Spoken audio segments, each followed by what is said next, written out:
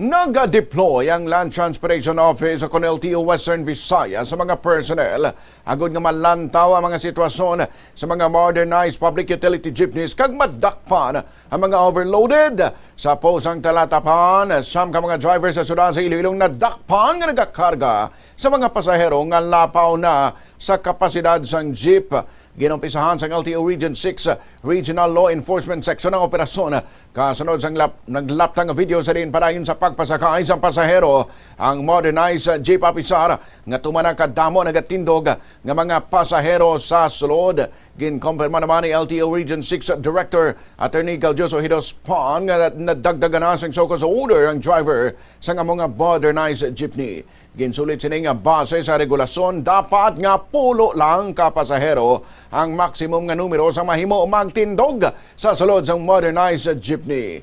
May kinamatarong man sa kay Hidospon ang pasahero nga magreklamo kung may paglapas sa regulasyon. Bilang kabahin naman sang mas masangkad nga anti-overloading campaign, magapatigay ng LTO Region 6 ang expanded random inspections sa modern jeepneys sa bilog nga Western Visayas.